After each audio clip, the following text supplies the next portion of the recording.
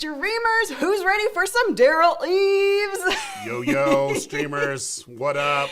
OMG, I'm so excited about today's stream because we are going to talk all things YouTube secrets, the YouTube formula, live streaming, and YouTube, all of the things. Daryl, hi! Hey, how's it going? Are you out of breath yet? You got your From the cardio countdown in for timer? the day? Daryl did pretty good during the countdown timer, I would say. I don't know. I lost interest at it. No, I just There was, hey, tell it like it is. It's okay. Yeah. There was pooping unicorns and everything. That's right. So speaking of pooping unicorns, if you don't know Daryl is all things YouTube. He is the master of YouTube. He not only works with YouTube directly, but for his channels he owns, partners, things like that. He was one of the executive producer for the Squatty Potty viral video. Gosh, there's so much to say. How many play buttons do you have? Like me personally? Well, in your, you have like, I don't know, I've seen a ton. So we have 17 gold play buttons is what we have for insane. our company from there. So those all have corresponding silver play buttons. So you do the math, Luria. I don't do math live. I do not do math live. She just dances live. There you go. I just dance live. I can do that. I'm not good at it. I can do it, but I do not do math live because that gets me in big trouble.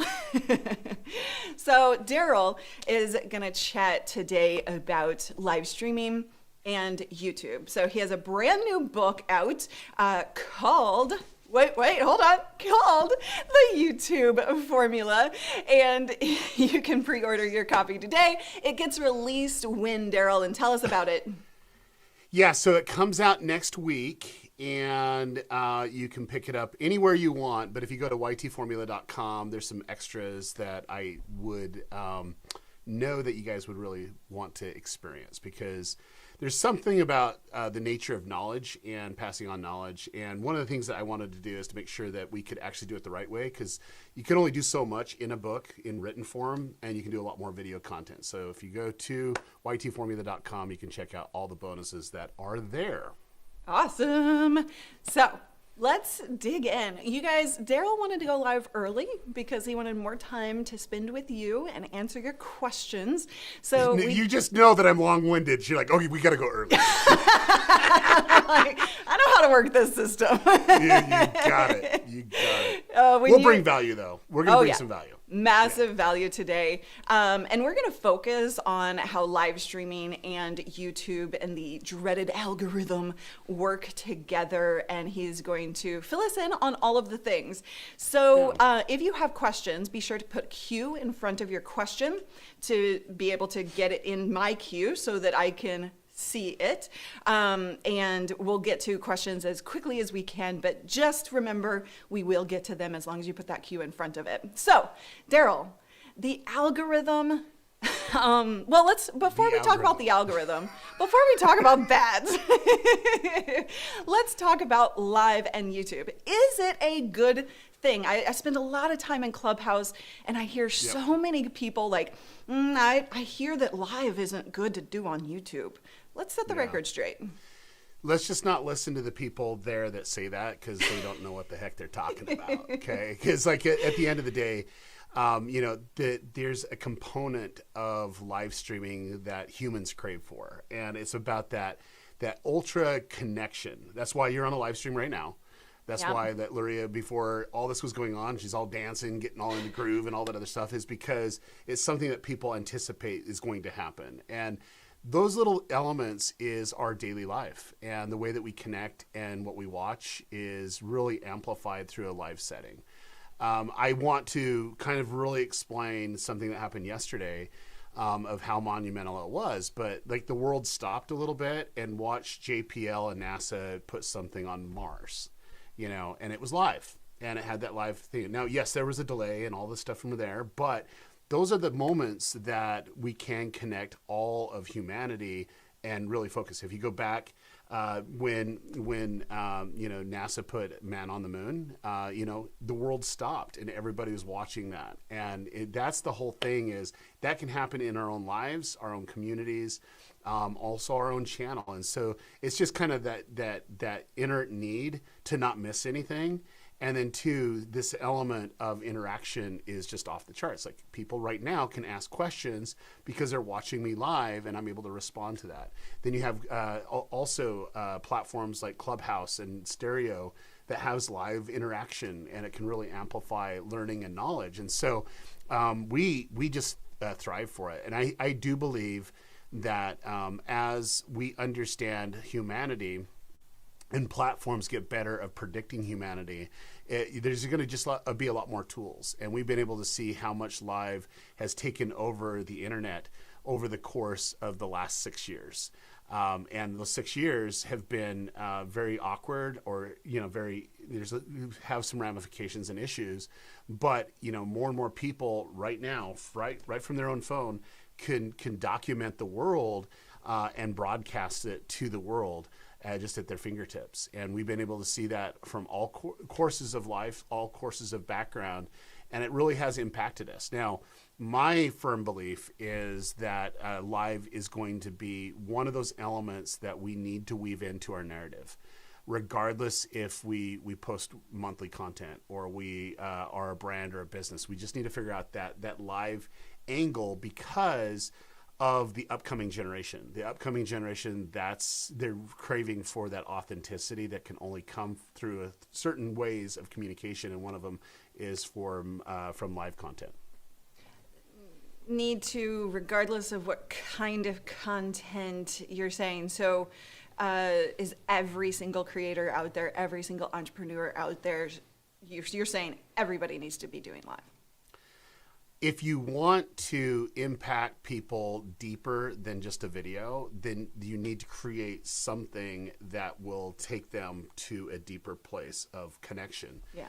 I don't know anything better than live, to be honest with you. It's just something that people will remember, and they will remember being a part of. And the whole gamification aspect with video games is great and how they interact, but it's more than that. It's more about that deeper touch, like you just can't get anywhere else besides live.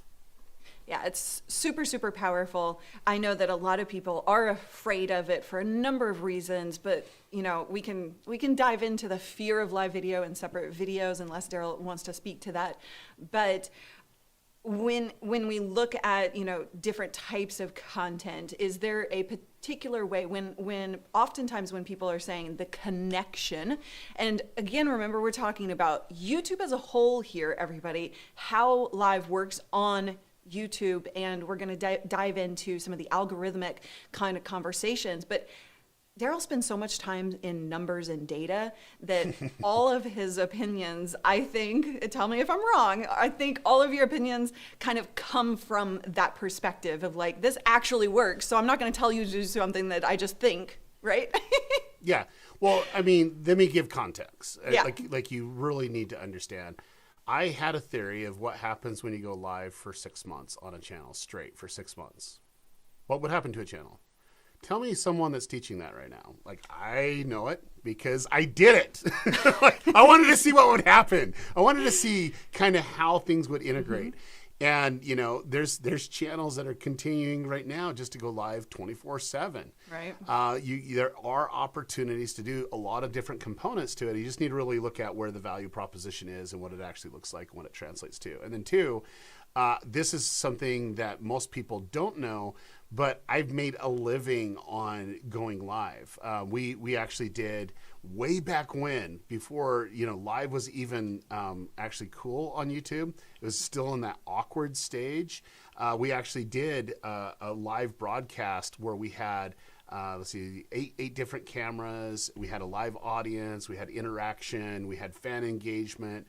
And, we were like on a very small YouTube channel, we were pulling, couple 100,000 concurrents at the same time that literally helped them blow up and get a deeper connection with their audience. And so we were doing case studies left and right for not only YouTube, but then two, using it to where I think the most powerful thing is that interaction to get them to convert to a sell. Yes. I think is some of the most powerful ways. And we actually use this strategy to break the all-time crowdfunding record in film and television. because it's that live interaction, that live narrative, that live discussion that's much deeper than just a promotional video. And so in terms of conversions, I used live through 2020 to triple my business revenue. We just hit 50,000 subscribers on our channel. Go us. Yay. But, it hasn't been a super focus, right, until last year. And, even with not a crazy amount of subscribers, just focusing on the connection, I was able to turn strangers into buyers like that within an hour live stream, right? Within 20 minutes of a live stream, just because you can connect with people on a deeper level. So it's not just about, the AdSense revenue that you're bringing in from your YouTube channel. It's also about the business as a whole, which is what I hear you saying. Right, absolutely.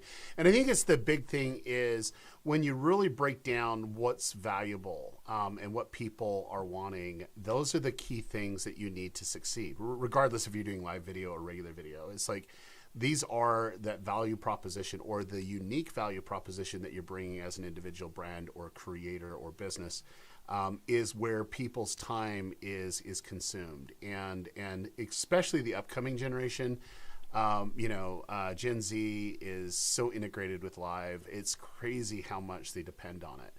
And they thrive for it, and they're not going to miss it because it's a part of their viewing patterns and behavior. And so to stay relevant and to have longevity, you need to figure out a live strategy for sure. And what if your audience is in Gen Z? Well, all I know is this. That's if you want to stay relevant for generations to come, you need to focus in on the younger audience coming in. So if you're brand or creator, but if you're not, the human connection with live video just works. Like we had, I'm a producer, executive producer of a TV series. It's the largest crowdfunding project in film and television all time. You can say the name, don't worry. I was getting to it. Okay. Come on, Luria. Come on, Come on, just stop to the promo here. But it's like the project was all about audience development. And in fact, I cite it several times in the book, and we have a whole chapter on really creating super fans in it, in a way that I think people really need to understand. And so that taking that in consideration, we did a live stream, and we had hundreds of thousands of concurrents of people on. We actually did a Christmas special, and we had so many people on it literally crashed the system. It was crazy. We had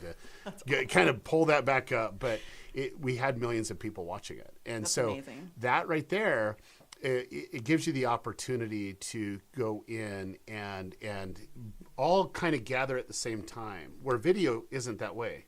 Yeah, you might, maybe when you release a video, you have some interaction, but a live setting is, hey, I'm coming into your place, and we're all connecting. We're a part of something bigger than just, us. Yeah. And that's where that community element is there, and it's just people crave for it. So demographics, it's just human emotion that they want to go there. And I can tell you that every person, let's just take boomers, for example, because let's just boomers are good that we can use the example because, some of them are still struggling with technology. But there's a reason why boomers went to go watch the Grateful Dead, and they followed the Grateful Dead, and they wanted to see them live. There's the reasons why live concerts, even to this day, that either virtually or whatever, boomers will go and watch and experience because they want that authenticity and that connection with people that are into the same thing that they're into. That's a really good it's point. Giving them an element that everyone craves for. Humanity just craves for it. That's such a good point about the Grateful Dead, right? Because there's so much power behind that brand. The project that Daryl was talking about is called The Chosen. You can find that on YouTube. And what I love about what I love about the channel that you're doing with The Chosen is that it's really focused on behind the scenes. Yeah. Whereas your TV show, it's behind the scenes of the TV show, right? And so I think that's a really powerful also way to structure content because a lot of people kind of struggle with how to promote or how to do content on YouTube when they have longer form content like that. Yeah. No, I mean, when you really look at how many pieces of content we put out on Facebook and YouTube, you're like, oh my gosh, they're putting out so much effort and energy. Well, the thing about TV is, we have 8 episodes in season 1. You go and watch it, you might binge watch it, then you're going to forget about it until season 2. They're like, oh yeah, I do like that show. I can't wait for it to come out. And so there's a lot of time in between. Now for me, early on when we decided what we wanted to do, my partner and I, Dallas Jenkins, we sat down and strategized with our distribution partner, which is VidAngel, some of the smartest people in the industry. And we decided, hey, how are we going to do this? One of the things that I was bringing to the table was understanding audience development, and I looked at Dallas as that influencer, as that creator. He's very well spoken. He's very passionate about what he wants to do. But it was convincing him to be a creator, an influencer, because he was already a creator. He just wanted to write and direct. But as he got comfortable into that role, it took him about 1.5 years to do that. That's when we actually went all in on YouTube and getting him there. Now we have like 1.6 million people following us on Facebook, and we're about 740,000 people on YouTube. But we'll be at 1 million subscribers here just in a few months because of the momentum and also the predictability of what our content will always gravitate. Now, the cool thing about it is as we're doing social content, it makes our programming relevant always. Because there's a place for them to go, there's a place for them to cheer about, there's a place for them to speculate. All that was developed in that early on stages of the plan because that was needed for audience development. That was needed to really grow it in a way. And I can honestly say, the number one factor of getting that people that loved what we're doing and what we're about together was live streaming. We do it all the time. We literally do it all the time, at least 3 times a month. That are very, very strategic. And we're doing, IRL experiences. We're doing all this different types of stuff, interviews and stuff like that. But live is by far the most important thing, type of content we put out. Besides the TV show. Besides the TV episode. Show itself, right? That was a quick one. Oh, I know. Whoa. Hold on, I'm having a little bug here with the comments. Yeah. I was just gonna. Well, that's not working out very well. I'm just not gonna put up comments right now. But yes, comments look good. Daryl is everywhere right now. It's not going where I want it to. This is what happens when you use a beta software. Here, just put it over my eyes. Real quick. So well, Daryl is on media tour right now because his book is coming out, and if you haven't seen the book, you can get it right here at ytformula.com. There you go. He's got that, and he didn't get me an early copy. I'm very disappointed, but I literally just barely got a copy. I know. So sorry. I'm just giving you a hard time. That's what happens. I thought when we you were go with a friends, publisher. Daryl. I thought we were friends. So let's talk about the balance between live streams and recorded videos. I know this is a common question I get. Yep. That I talk about a lot, that I'm always testing, and the Artist Haven has specifically asked about this.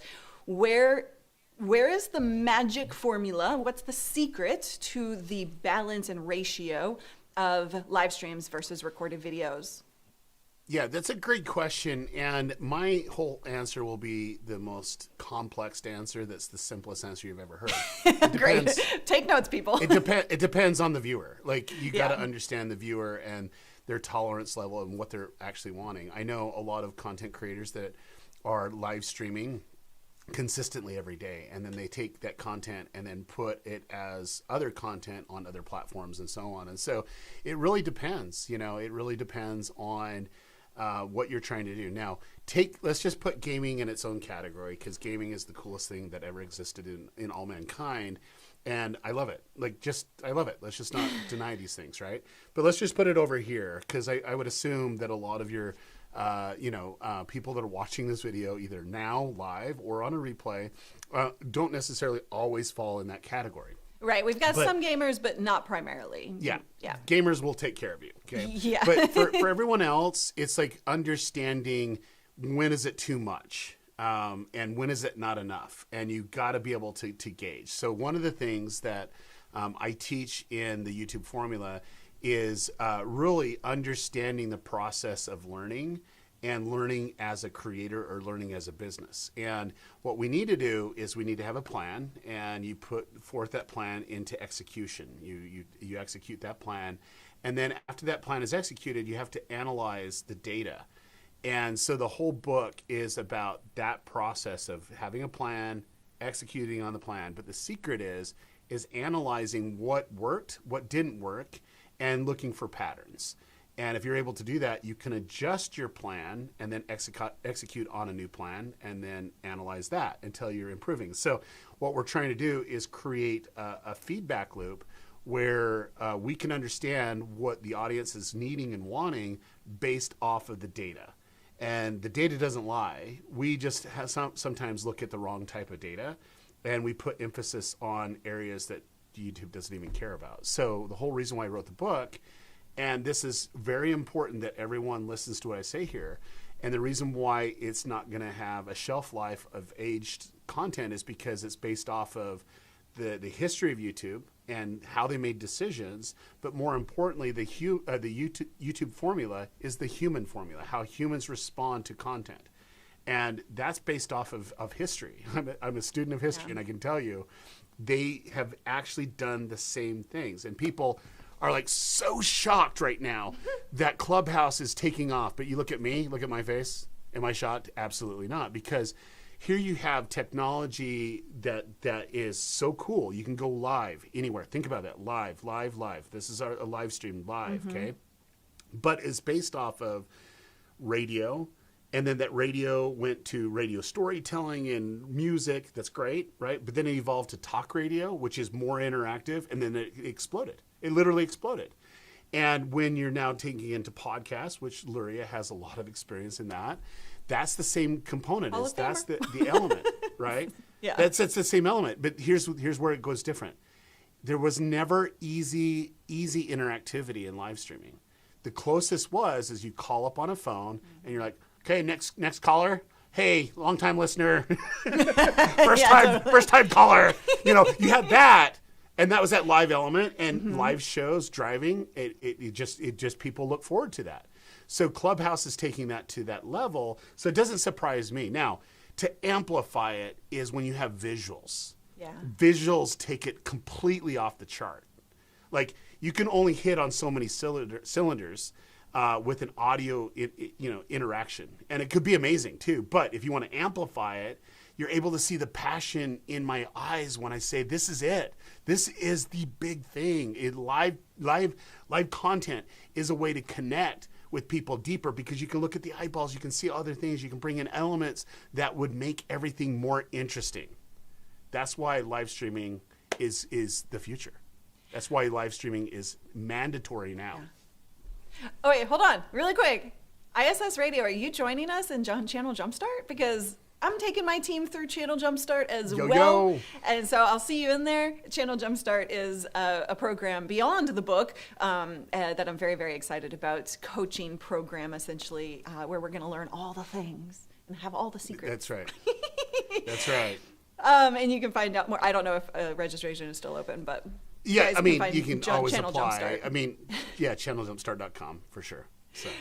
Okay, so I want to pick up on something that you talked about earlier, which I don't believe that everybody heard. So everybody listen up right now. What you said was it's about behavior. And, somebody from YouTube told me, like, this is the algorithm itself. We think of the algorithm as this big data wheel that's doing all of this stuff to us. Right. But yet, really what it boils down to is the algorithm is user behavior. So it's about people itself. And so it's not doing anything to us. It's basically allowing the users to tell us what they want, right? So dive a little deeper into that because I think it's so important for mindset for people to know this. We're going to nerd out. Oh, yeah. We're literally going to nerd out right now. Let's do it. Here's the thing is, back in 2012, YouTube was starting with an experiment, and they do thousands of experiments every year. And so this is not new. It's kind of their behavior. The experiment was hey, we actually want to pivot our model of how content is being viewed and what we view as metrics for the key indicators for the viewer and how we recommend videos out to content. And so they developed their own AI, that's artificial intelligence, and the AI would control the algorithm of specific type of content that was on YouTube. And in 2012, it started right at the first quarter. It was the worst ever test that they've ever done, and just views just started to go down and down and down, and they're like, oh, did we lose our jobs? Is our jobs secure? But that people that understand AI, there's a process that was going on, but they didn't know the outcome. They didn't know where it was going to go. But whenever you're bringing artificial intelligence in, it needs a learning and seeing patterns, and it needs to be able to understand what's going on. And then in May, they got like 10x, the highest that they've ever had. It was 10x higher than that. And it was like off the charts, where it was finding videos for people to watch, and they were having a better experience on YouTube. But not only were they having a better experience on YouTube, they were watching more content. So they decided, hey, it's fulfilling with the role of keeping people coming on the platform, because if you're satisfied, you'll always come back, right? It's when you're dissatisfied, you're like, whatever, it's a waste of time. But if you get what you're looking for and you're entertained, then you stay on the platform longer and you come back more as a routine. So knowing that, YouTube decided, hey, let's go all in. So the parent company of YouTube, which is Google, decided, hey, let's go ahead and use what we call Google Brain, which is the AI ecosystem of all the different stuff that's going on with Google, and they integrated it into YouTube. Now, YouTube has its own commands and all the other stuff, but here's the thing that a lot of people don't understand, but it's algorithms that are on YouTube, because the AI uses algorithms to test how people respond, and then it uses bots and different things that's going on to trigger, hey, is this successful or not? And if it's successful, then it leads to other tests. So all the AI is doing is looking at patterns and tests. And it's not one thing; it's a multitude of different pieces. And to break it down, and you'll learn this more in Channel Jumpstart. Being a part of that, which is every traffic source that is in YouTube, not like external and stuff like that, but every traffic source that is in YouTube has its own set of commands, and it has its own algorithms, and it has its own bots and different things that it's looking to look for. And so one traffic source isn't the whole ecosystem. And I can tell you that's why I'm the most obsessed with the traffic source and then who's watching from that traffic source. Is because that's that component. So let's kind of take it to today, because this is a pattern of what YouTube's done. They like to introduce new features. One of the features that they introduced was live streaming. And it was the most miserable, most horrible experience when they did it. And they tried it, and it was like, here you have a platform that was built not to do live streams, and they're bringing live streamings into it. And I can tell you, there were certain things that was going on that were a little buggy, right? And it was very awkward, and it was very, there was issues. And the thing about it is the way everything works, they don't even know all the issues that are there. I mean, you have to kind of report it, and then they have to see a pattern of people doing it. It's just so big that they can't really see all the little minute details that it might cause. And so we had this long period of time of the awkwardness of live streaming on YouTube.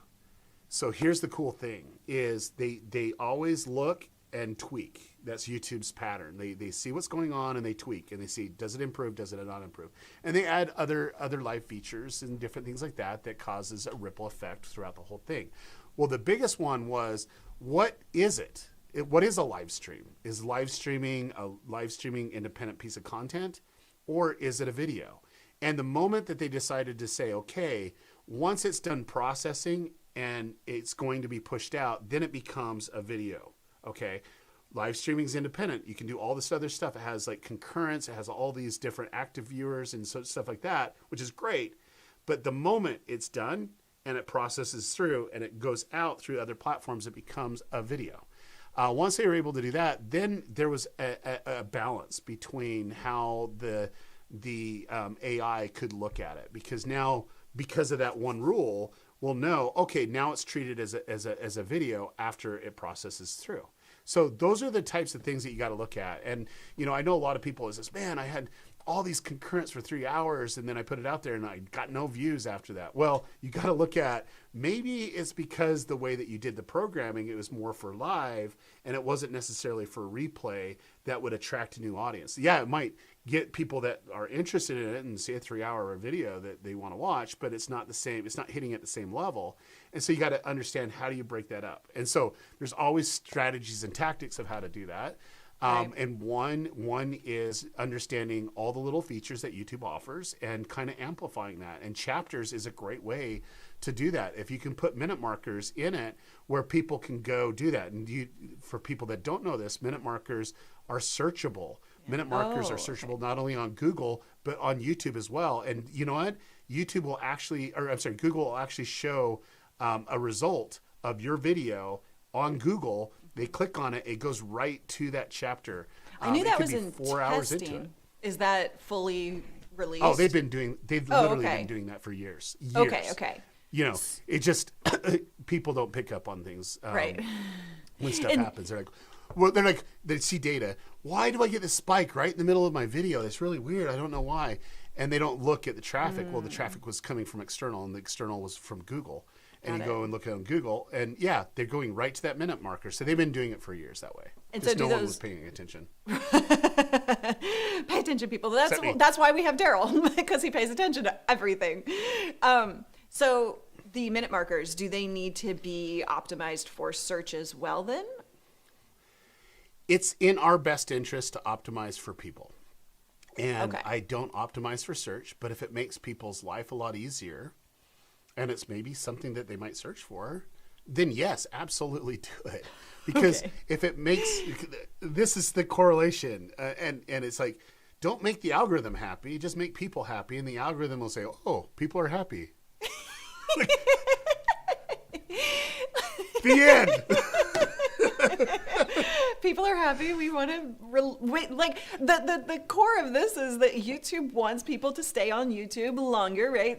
That's where they make their money. And so if people are happy, they're going to stay longer. They're going to keep visiting your channel, and everybody benefits. It's a win-win-win, right? Let's clarify. It's not happy. People are engaged. Because I that's watch a good content point. that I'm not happy at all time, and YouTube knows it. But it's just like, it's not happy. It's just, are they engaging with the content? And that's key, and that's what they're looking for. And it's looking for those patterns that we can't necessarily detect and pick up. And how many times do you guys go to YouTube and you go to the homepage and you're like, oh, this is an amazing video, and you're like, where in the world has this video ever been? This is the only video I needed to see all century. Totally. It happens to me all the time. I'm like, this is just amazing. YouTube can predict even better what I want to watch. Now, here's an interesting hack. The more data that you actually give YouTube, the better your experience is going to be. So when you see a survey, fill out the survey and your viewing experience is off the chain. Was this exactly what you wanted? Those little small details are some of those indicators that the AI can't pick up on immediately.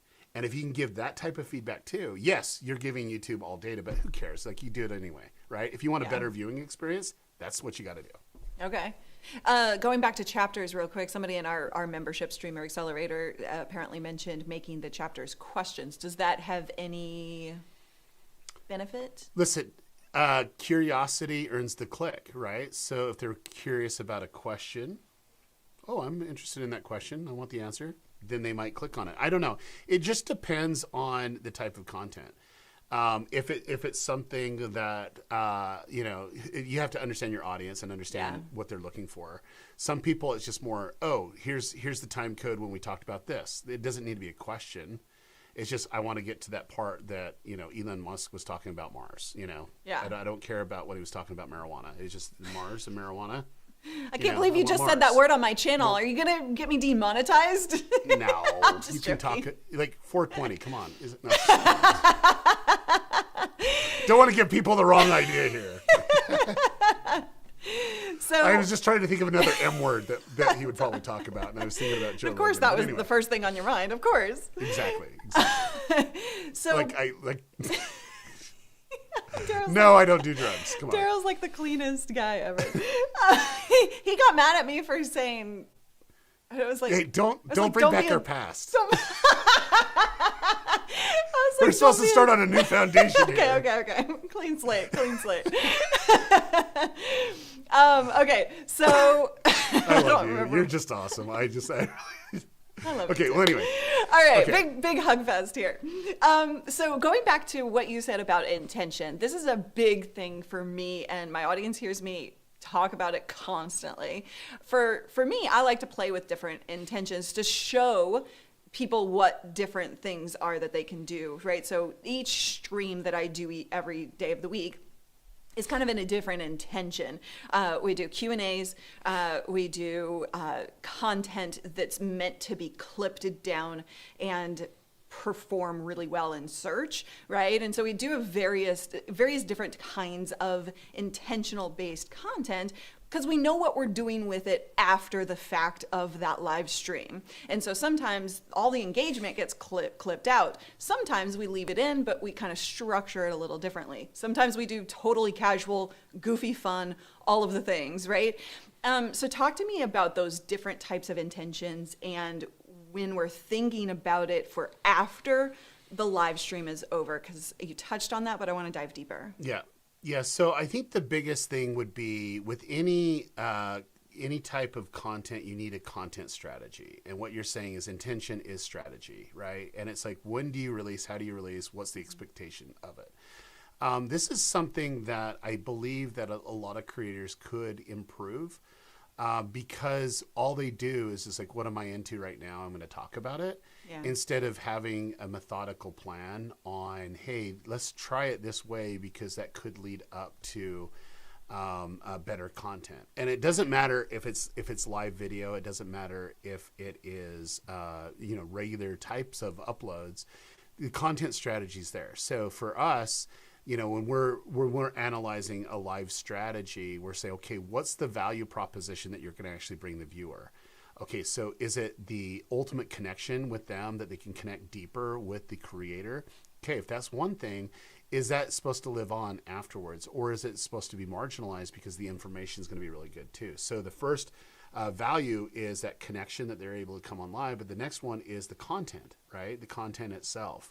And so we always try to structure it in a way where if someone's discovering us brand new, that's the first impression with us. And if they have to sit through a 20-minute version of you connecting with your audience, that's going to be very disingenuous for the new viewer that's coming on because they're not a part of the community. They don't feel any connection. They're just seeing what in the freak is going on. Why is she dancing or whatever? Right. Or, why are these, there's a lot of discussion about things that are not irrelevant. What I want to learn is the content. And so it's like really shaving that out where it doesn't belong in that setting. It does belong in the content setting, which would be what they came for. And it's the value of why everybody is congregating on a live stream. And that value should be really good. It should be thought out. But then two, it should be in sections in the information where you can pull out very interesting things. And so one of the most effective ways to look at this is to see the number 4 and number 5 most watched YouTube channels of 2020 and 2019, which is Joe Rogan. Before he did the Spotify deal, he's been the one of the most viewed content creators, and most people don't know that. But he would do a 2 to 3 hour live stream. Okay, but it was a podcast, and if you listen to the podcast, like there was a lot even in the podcast that you don't get necessarily in the video form. And then he'd take out snippets that were clips, and he put it on another YouTube channel. And so he had 2 YouTube channels that were in the top 10. And it was just taking those moments that people would be looking for. And so I look at it from this way. Yes, if you want the full version of the full experience, which is the Joe Rogan experience, that you can listen to that or watch that in depth. But if you want that one moment when Elon Musk's like smokes with a thing of marijuana, then it's over here for that clip for the whole internet to see. Bringing that up you know. again? I had to because we're in full circle. Call so back. no, but that's the whole thing, and it's just taking those moments that are memorable, and I can guarantee you when people see it, they want to see the full essence of the interview. And like that right there is very, very strategic. It's very, very well thought out. And it's very well done on the execution of the programming strategy. Now, here's the thing, what I want everyone to understand. Listen up. Okay, this is it, okay? Everything that he's done is a programming strategy. And it's the same thing. He will only interview people that he's interested in, okay? He will always let the person talk. He won't cut them off. He'll dig deeper, and you get to know the personality. They will be really relaxed, so they drink and they do other things on the program just so that people are just chill, right? But it's very curious conversations that happen, and people know that when you chime in, you're going to get the essence of who he has, and you're going to figure out why he's interested in it. And he's interested in a variety of different things, right? But at the end of the day, that's what gets people to go back. And then two, the mechanism of the content is how it's spread out, like that clip that lives on Twitter, that lives on Instagram, that lives on Facebook, that lives on YouTube, that pulls people back into the ecosystem long form. And that's why he was able, it took him years. Like I swear he's been doing a podcast for 10 plus years. It's taken years to build it up, but it's getting where it's a part of a community. And now he's one of the most coveted places to be interviewed from. And the only way you can get on is if he wants to talk to you. Like that's pretty epic. So what I hear is content strategy, right? Plus personality, plus value of giving them what they're there for, Right. which is common sense, Yeah. right? Well, but sometimes it's not like it's common sense, yes, but it's not in the same sense. It's hard to actually implement, yeah. Well, no, because we're so self-absorbed. Oh, yeah. And it's about us instead of being about the viewer and the community. Thank you for saying And that. Yeah. that's the difference. That is the difference, because the consistency of programming isn't for you, okay? It's for the community. And that's what we thrive on, and that's what we go in depth. Like one of my favorite sitcoms was Seinfeld. It's the most brilliant writing that's out there, and how it interweaves stories every single time. But it's pretty much the same thing, except for the season finale last episode. Okay, and everyone hated it, not just because it ended, but it broke the rhythm of what the essence of the show was. And the whole thing is, when you break it down, there's predictability of how they would build up a joke and how the joke was intertwined in real life, and the development of the content characters in that journey and how they interweaved. And so I think a lot of that is coming back down to, if you can be predictable and still have surprise and delight, then people will want to come back, because as humans, we love predictability. Okay. We love to know what it's going to be. Yeah. But Change in that is same hard for sense, you people. don't need to know everything that's going on. You just know, hey, I'm going on Luria's because Luria is going to be fun. She's going to be engaging. She's going to be dancing. She's going to ask the right questions, and she's not going to waste my time. Right. And she's able to pull out information that I can't get anywhere else. That's the predictability that people are looking for. I love that. Real quick from Jim, I've been unlisting the videos, which has been a common thing with our audience, unlisting versus not, sound balancing them, cutting off countdowns, and then re-uploading. Good strategy or not? Absolutely not. I mean, let me tell you why. Is because you missed the data on that. You just now said, hey, YouTube, here's all this data of people that are interested in this content, and you capped it at the knees, my friend. You literally just cut it out just to do some sound balancing and the other stuff. So YouTube has an editor for a reason. And the reason why it has an editor is so you can clip those things out and get it down and get it right. But you only have one shot to do that, right? And, What do you mean and you that's only what have you one wanna do. shot? Well, to have it, you can't, when it processes and becomes a video, you can't go deeper into it. You can if you want to save it as another file.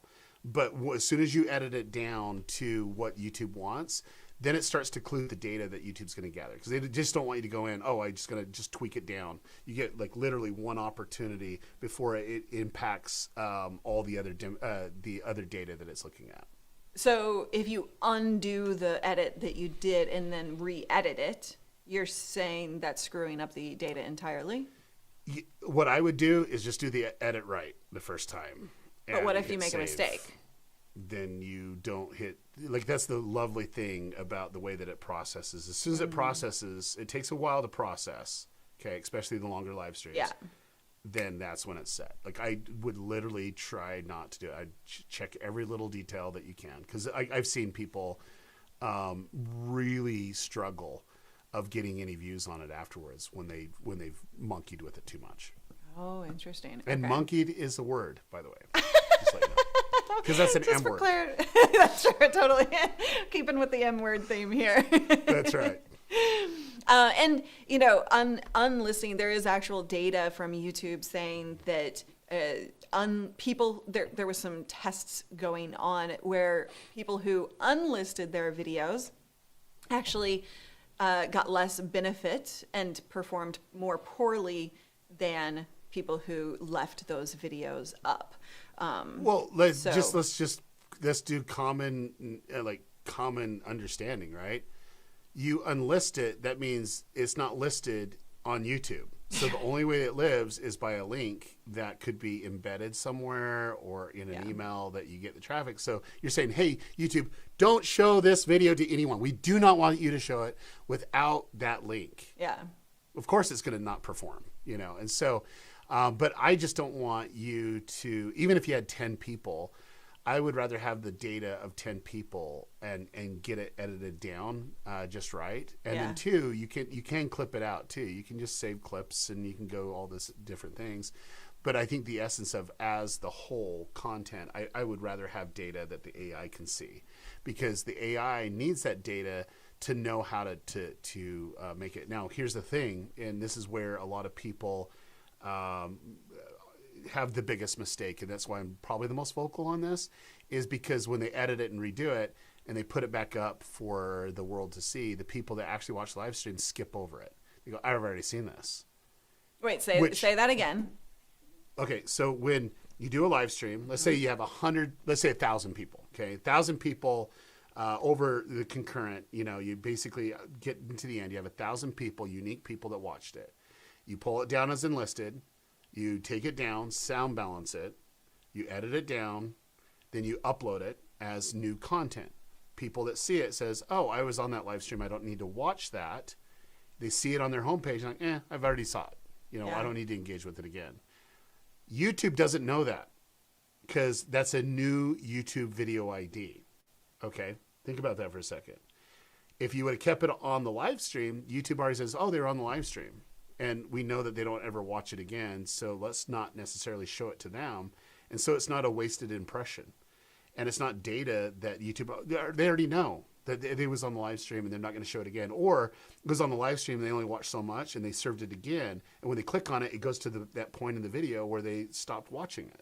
So, I mean, there's a lot of opportunity here, but you got to really look at it from the eyes of the viewer.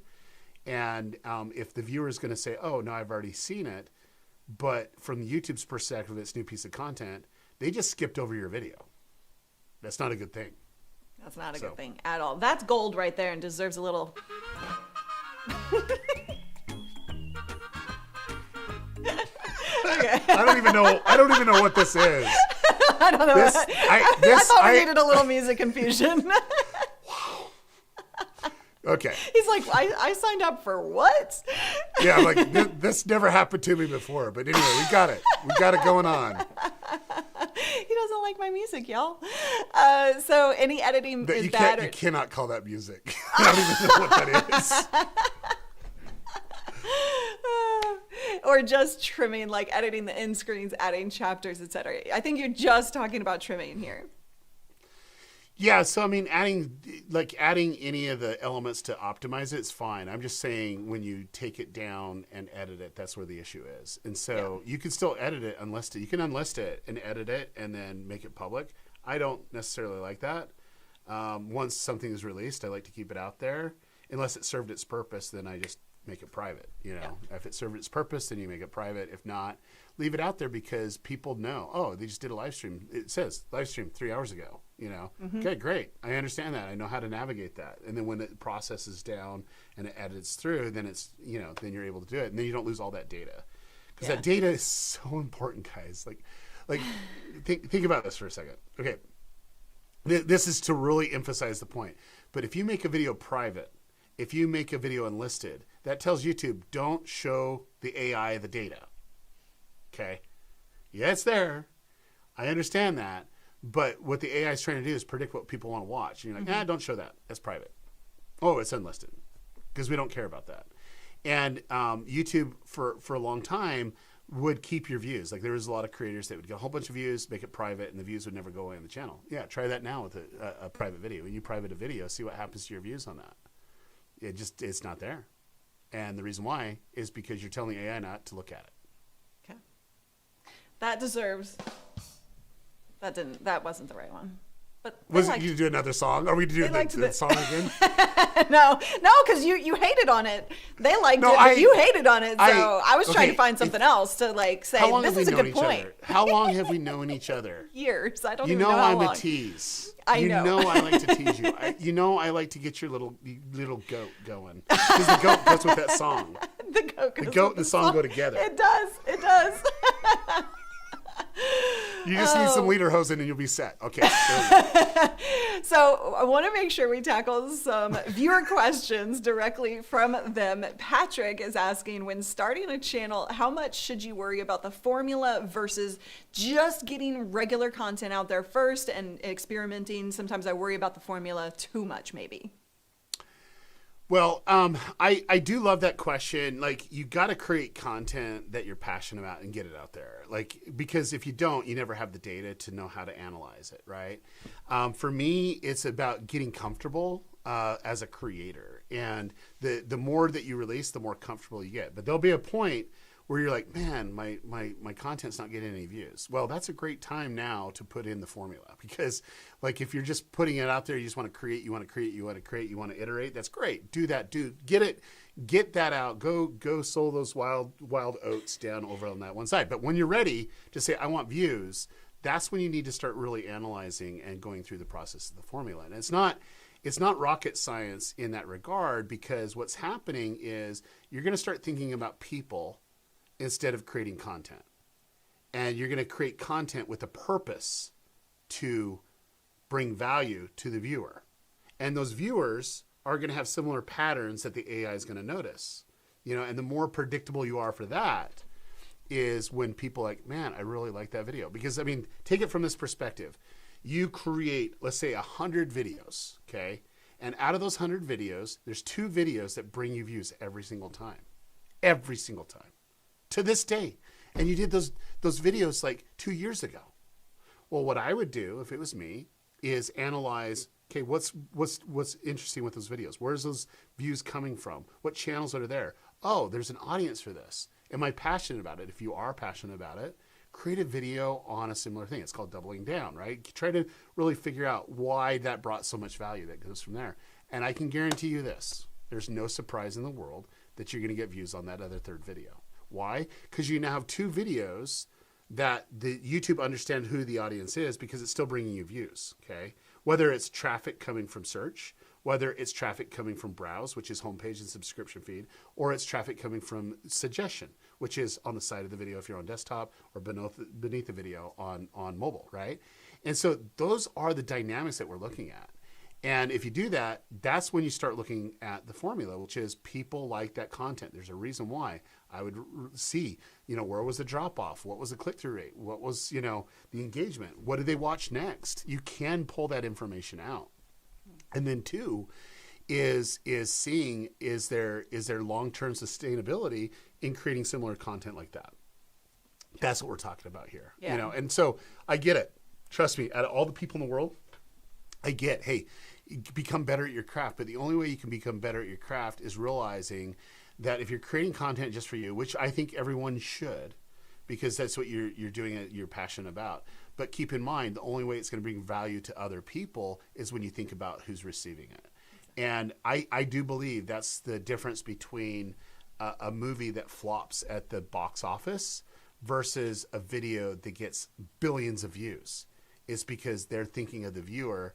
And sometimes the way that the television and movies are there is we know what's best for everybody else. And that's why we're actually going to tell you, you're going to watch this. And we're going to throw millions of dollars for you to watch this video. We're going to put out trailers that's going to give everything that's going on in the movie in 1 minute. And you're going to go watch a 3-hour movie and you're going to think that's the worst movie that ever existed in all mankind. Because that's what you got to do, because we know best. Yeah. Well, the difference is now, no, the viewer knows best. The audience knows best. And we have the tools to say, oh, this works. Oh, there's a pattern here. They like this type of stuff. Let's go ahead and institute that. Like a perfect example of that is, I hate to say it, but Wonder Woman 2, right? The second Wonder Woman. Like, that was so bad. what happened there, so right? But they weren't thinking about the viewer. I couldn't even figure it out. You can't get much more sci-fi and fantasy than me. I'm know, right? obsessed with that stuff. And then when she's like flying, I'm like, well, where's her invisible plane? Like, where's that coming in? How did she become gold? I'm still confused. But that I thought it was worth pointing out, right? Because it's like, that's the perfect example of they got too in their head about trying to put in these 80s references and putting in the flying and the invisible jet and all of the different things that we know Wonder Woman to be. And they were just trying to like fit it in, and they weren't really thinking about the viewer themselves. Yeah, because here's the thing, and this is a great point. So the first Wonder Woman was like off the chain good. I would watch that. It was so amazing, right? And so you're like ready to follow up. So here's the biggest difference, and the reason why I think that some directors should just only direct stuff that they write, okay, and not touch stuff that is meant for a cult audience and already has a following.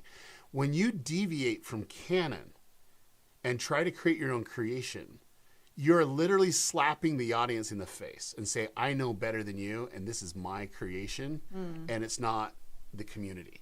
Okay? That's what Star Wars did for the last 3 movies that are the worst videos and movies ever. And I'm the hardcore Star Wars fan, right? Yeah. But it's like when you really understand what's going on, you don't change the personality or create elements that is not canon for that community. That's the dangerment. And that's why I do know that Disney learned a few lessons, and they actually put someone super smart, 2 people actually super smart together to reboot the stuff on Disney Plus, is because you amplify when you celebrate. So like in Mandalorian, for example, there's elements that really ignite the community. Now, one of them, I won't even say what it is, but it's the last episode of season 2. There's a moment that happens, and there's a detail, and you can go on YouTube and you can see side by side, and they have millions of views. People just want to talk about that one moment that happened. And the reason why is Dave Filoni understands the geek culture of Star Wars, because he's the biggest freaking Star Wars geek of all time. And Jon Favreau is one of the most amazing storytellers that understands community. He understands how to elevate it. Like, you saw what he did with Marvel. That's what he's going to do with Star Wars. And so you can't do that in the sense of really slapping down a community when it's established. And so that's the danger of what TVs and movies have. And that's the advantage that we have, because we can speak, we can be passionate about it. And that's that following and that connection that grows a community. And look at these lessons in real life, quote unquote, right? Your passionate topics, and evaluate things. Take lessons from your passions, for your interests, from movies, and compare and adapt those lessons into your own content, and you'll be better off for sure.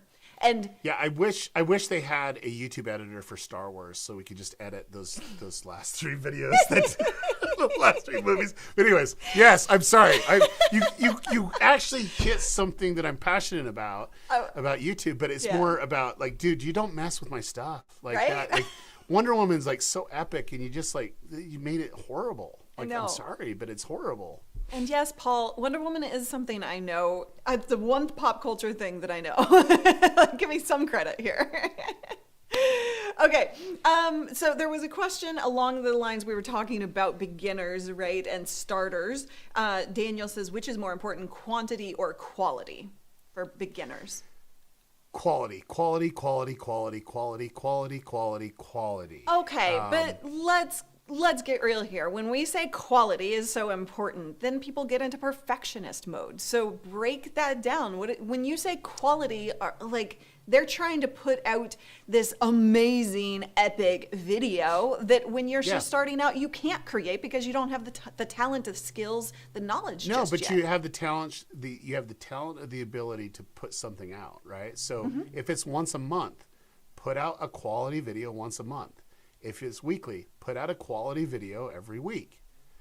Like, just meet the standards. Like, hold yourself to a deadline and put out the best that you can create in the amount of time that you have, and then be okay with it. Because here's the difference: is put the highest quality out that you've been methodically looking at, and when you go through the process, you can analyze the adjustments. So let me give you a perfect example. I have a student of mine in Channel Jumpstart. Kids blowing up on YouTube, just off the charts. He was so excited about the quality of his video. It's his favorite video that he just put out. It was underperforming. I said, I'll look at the video. I watched the video. The video was really good. It was probably the best video he ever put out, so there's no lie. But his thumbnails freaking sucked. It was the worst thing that I've ever seen in my life. I'm like, I don't even understand what's going on here. I made one example of what he could do. He recreated that thumbnail, and now it's skyrocketing. It's taking off. And the whole point of it is content is much more than just a video or a live stream. Content starts with the title and thumbnail.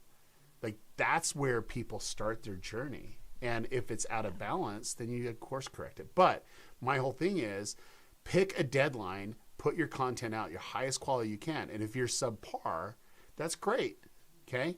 But you're still going to put the best quality content you can out at that time. You're just going to adhere to a deadline. So essentially what he's saying is do the best that you can without letting it stop you from taking action and meeting that deadline. So that's how we're defining quality. Yeah, and I think the difference is it is subjective, like the last comment that just popped up. It is subjective. I can honestly say this has been actual conversations. So my partner in The Chosen, Dallas Jenkins, he says he knows that I've been working with Mr. Beast. He goes, I don't get that Beast Boy out. I'm like, okay, first off, it's not Beast Boy. It's Mr. Beast. He goes, I know, but I don't get his audience. I don't get the connection of what he's doing. Yeah, I know he's doing some fun, great stuff. And I looked him in the eyes and I goes, because you're not his audience, okay, Mr. Gen X. You're not even remotely close. Like you won't even get it. But go ask your kids. And yes, the kids love Mr. Beast. Well, they get it. And it's quality to them, even though it's not quality to him. Okay, so everyone's different. And yeah, quality is subjective. I look at it, quality is the most amazing value you can bring to the viewer that they would find valuable. And for me, some of the most valuable things that I like, if you look at this is no exaggeration, and I'm going to show you. If you look at my most sacred things of all time is my family and my chat. Okay, This is a Disney Plus Aristocats joke that we were doing, but it's a video. Here's a video on someone did a Lego. I know you can't see it, but it's like a Lego version of the trailer of The Chosen.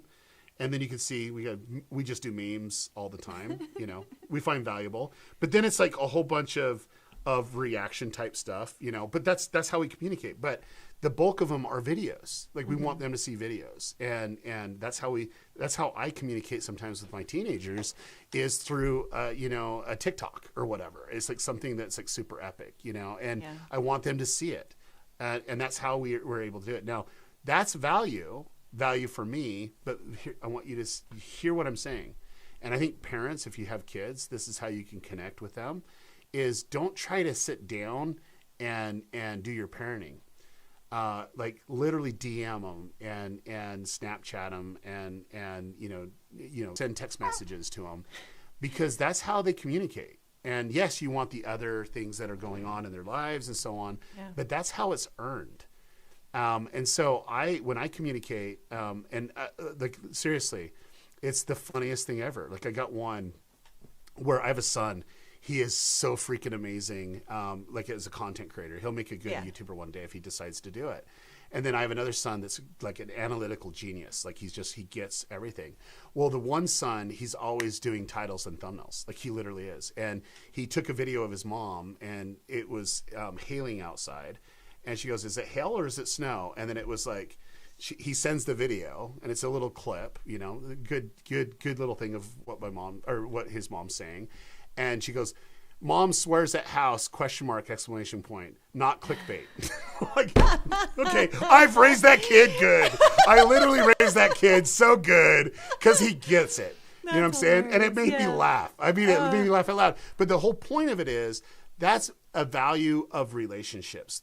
Like sharing content is the value of my relationship with my kids. I know I will send my daughter certain things that I don't send the group chat because that's bonding elements between us that nobody else will get. Yeah. And sometimes we put it in the main chat because we would only get it, but that's part of the joke too. You know? So this whole Aristocats things is a joke between me and my daughter that no one knows about it. But they're like, "Why is she putting it in a group chat?" But it's going to be funny. It's just how we communicate. Funny for you, right? So, well, but that's the point. Is that's the value proposition that you bring with your content, and you have to think far beyond them just sitting down. "Oh, that was really good." It's like, what are they going to do next? Are they going to be so moved that they're going to share? Because if they do share, and I'm not talking about sharing with the button, I'm talking about talking about it. Yeah. Like we're talking about Joe Rogan podcast. We're talking about, Disney Plus. We're talking about Star Wars. We're talking about Wonder Woman that was destroyed. I mean, that's the things that people want to discuss, and we can refer back to, oh yeah, you got to check out this person because that's what I got this video from, or this podcast or whatever. That's what's the key to really understanding viewers is understanding how they'll receive it, bring value in it, and how they'll share it. Yeah. And that's why I wrote the book. Yes. The YouTube Formula. Which you can get at ytformula.com. And I would really encourage you all to get that. It does have a long shelf life because of the way he's approached the content inside of it. So it's not like it's going to be done in 2 months, that content that you're going to get from it. We have a super chat, and I'm going to lose you here in just a couple minutes. You are. I know. It's so sad. But we do have a super chat. Daryl didn't even blink at the dog bark for the super chat. Thoughts on a food review channel doing a live stream once a week, cooking, eating, and hanging out with viewers under 200 subs looking to experiment. Go. So why would people be watching your content? Are they looking for a recipe, or are they looking to hang out? Are they looking for fun interaction with friends? You got to define.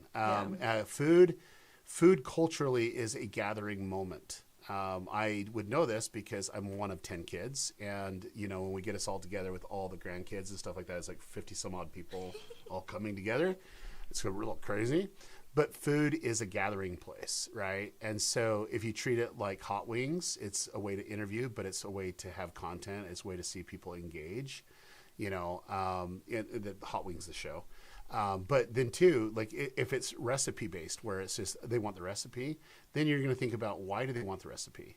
I have a student that she makes the Instapot videos, and I use her in one of my promotional materials because she's in the book, and my whole thing would be, the reason why is you have to understand the nature of people. People want something quick. So they don't want a long drawn out, hey, get to know me type thing. They just want to get what they're into quick because they're busy. And so, the Instapot's about, putting something in, set it and forget it, and then have this amazing meal because you want to live life and not be always stuck in the kitchen. Mm-hmm. And so it's just knowing user intent of what they're doing, the viewer intent, and then that's where you can bring value for sure. And Lee says, buying the book, fantastic. I know you asked a few questions, Lee, but we already covered them, so I'm guessing you showed up late. Watch the replay of this if you missed any of it. Daryl dropped knowledge bomb after knowledge bomb that deserved a little mariachi I think this is mariachi. he really sounds like brought the gold Donald here. Duck or something like that. It reminds me of some Disney cartoon or something like that. Daryl, thank you so much. Everybody go pre-order the book. It comes out next week. If you're interested in going even deeper, channeljumpstart.com is where you can get coaching and a whole program around that. I'm joining it. I'm putting my team through it. We are going to blow up our channel this year as long as Daryl does his job. No, I'm just joking. I'm putting it on you. Well, let me just tell you. Uh-oh. It's your job to create. Oh, okay. I have to do the work? All right. You guys, go buy that book and subscribe to his channels. We have all of the links in the description. Any final words? Yeah, there's a comment from Greg that was talking about, why DC misses it and Marvel knocks it out of the park every single time. And it comes back down to really understanding human elements. And so the best movie that I've ever watched from DC is the Batman Begins series, The Dark Knight, The Dark Knight Rises. It was really, really epic. And that also happened on Marvel. Marvel was Iron Man, okay? And then the Iron Man trilogy from there. But it created two different things. Now, what happens is when you're consistent with, hey, this works, let's feed that beast, right? Feed that audience. That's what Marvel did. DC said, oh, no, we want to go this other direction. Even when they had literally some of the best, anything that I've ever watched was the Batman Begins series. You have to see what responds with the audience and then give them more of that type of content. That's why Marvel became powerhouse. That's why DC is still trying to figure out things. But they're finally letting a director actually do a cut because the suckiness of Justice League, right? Just like give the director the control. Like we'll see if it happens, but it's coming out in April. We'll see. Well, I love that the final words were all geeky. It fits you. You are uniquely you. That's right. That's right. So I did not tell you this. We have 30 seconds of a dance out. We got to do this. He's like, I got to go. Like, I literally need to go to this other interview. Go. Thank you so very much, Daryl. I appreciate you. I will see you on Channel Jumpstart. Alrighty. Bye. I'm going to let him disconnect, and then we're going to dance this baby out because that's what we always do. So put your dancing shoes on, and I will see you very soon. Tomorrow I may do a 50K celebration. I'm not sure. Haven't decided yet. What say you? Bye.